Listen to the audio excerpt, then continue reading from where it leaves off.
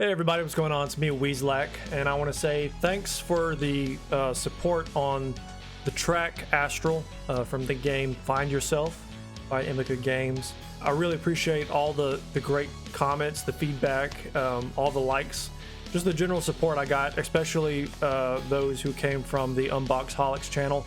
I was thrilled to see how well it had done, so I figured I'd do a brief look into how I wrote the song, and that started with Imika reaching out to me asking to do a credits track. And so what wound up happening was I first went with this right here that you see on screen, which wound up being the menu theme, and then I later wrote what became the end credits song, and then the two of them blended together, as you'll hear here in a second, that the main menu theme is the end part of the credits song. So that all makes sense here in a second once I put everything together. But to start off, let's have a look at the main menu theme.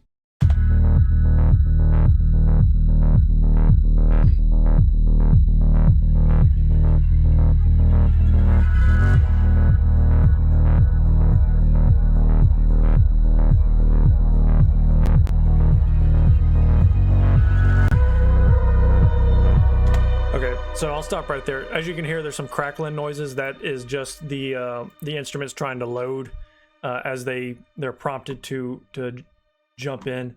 But just right off the bat, this bass I have going here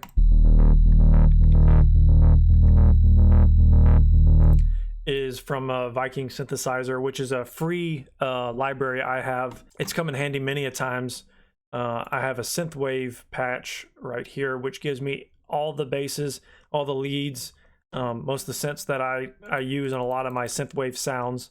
This one is just bass staccato with so the cutoff here, the knob is turning with the modulation that I have set. Should be able to see it right here. Yeah, so the modulation down at the bottom, you can see the automation is rising and dropping rapidly. And that is controlling the cutoff rate, which is giving it that sound. So up top, this main sound, I'm using a Juno 60 plugin, or I'm sorry, I'm using Serum, but the preset is Juno 60, which gives it that old school synth, like warbly sound, something that doesn't sound. It sounds like it's a tape. Like a damaged recording, so to speak. One of the main kicks I like to use is from a download pack I think that Luke Holland had dropped. I'm not sure if many people know who Luke Holland is. There's a lot of samples I like to use from that pack I downloaded a while back. Throughout this track, there's a lot of ambient textures I added to it.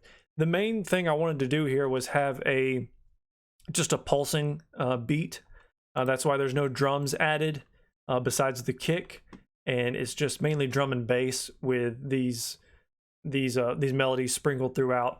But in the background, there is a lot of textures that I add, which is like strings and different kind of elements to give it a sense of like mystery.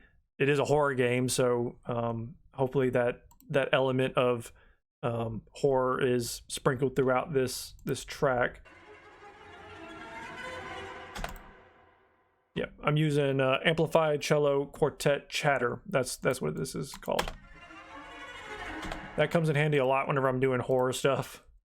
And then here I'm just layering that same melody with different plugins. Probably my favorite one to use right there. It has that sense of like a damaged tape. It like the notes aren't flat and perfect. They kind of like shift in and out of pitch. I'll accept an entropy if I'm pronouncing that correctly. Synthetic modular short. I've used that on a couple other things. I don't know if they've been released online yet, but I've used that in a lot of music I write. There's a plugin here I'm using called Noisemaker, and it has a lot of cool effects. For this one, I'm using this quick rise to go into different sections of the song. That helps certain transitions, especially whenever we're shifting from, what is this right here? Shifting from E flat to go into B. That effect, to me, helps transition those into a new part of the song.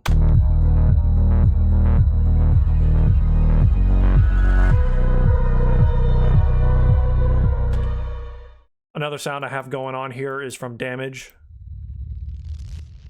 And Damage likes to make a lot of appearances in music I write. This is also one of those things, like I said, layered with this noise, with the Noisemaker noise.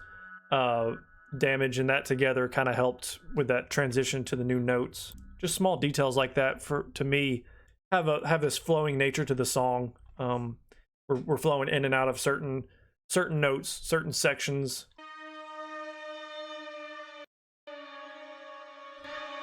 Now this was analog strings, vintage color. So there's analog strings. I downloaded their neon strings pack, and there's a lot of cool synthetic sounds in that pack. This is just a string that has a pitch bend in it. Yeah, so I just pitch bend down, again transitioning into the new note or new part of the song.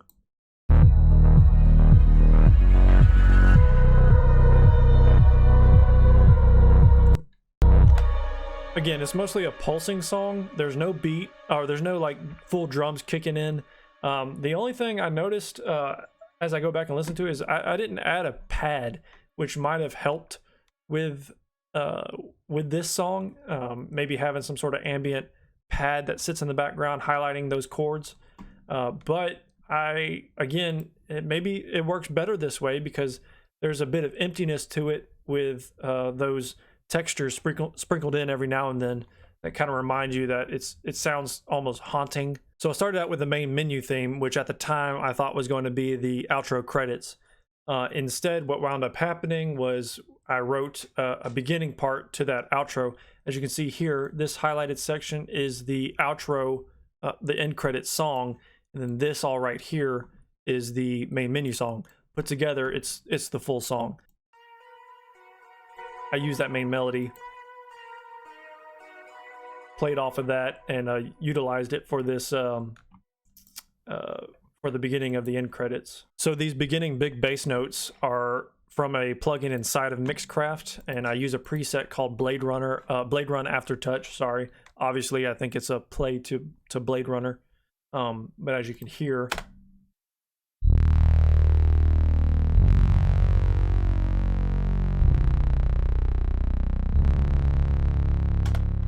They have a very big bassy sound to them, which I liked, as well as like this ambient quality to it. Very reminiscent of the Blade Runner score. Using some more kicks just to give it a pulsing feel. Oliver Patrice Wilson loop here, which is a percussion loop, just with some reverb on it. So I layered two of these melodies together. One's an octave lower than the other. Still Juno up top, and then on this one I am running a Viking Synthesizer, and I'm using unstable, it seems, but just with a pitch shifted down. As far as the bass that starts out in this track, as you can probably tell, I have it as 80s bass. If you'll pay attention to the cutoff filter here where my mouse is,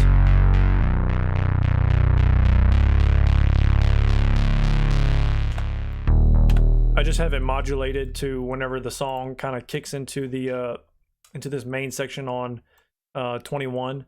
Whenever the energy actually kicks off, the cutoff is turned up. So now the bass is open, and everything feels like it's in. And how I blended the two together was just a quick drop off. So it feels like the energy's building up, and then it like stalls, and then it drops into this new mood.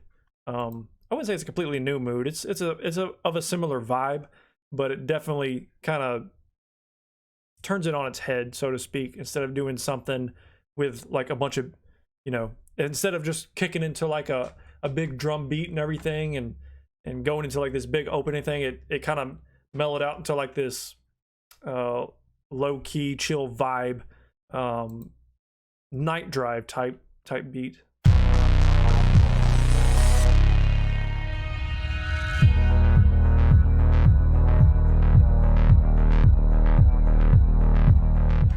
So then I sent Emeka both the tracks. He used one for the menu and the one for the end credit scene, and I put them both together, and we wound up getting the full track, which, as you can see, they're both mixed down separately. And here's the transition.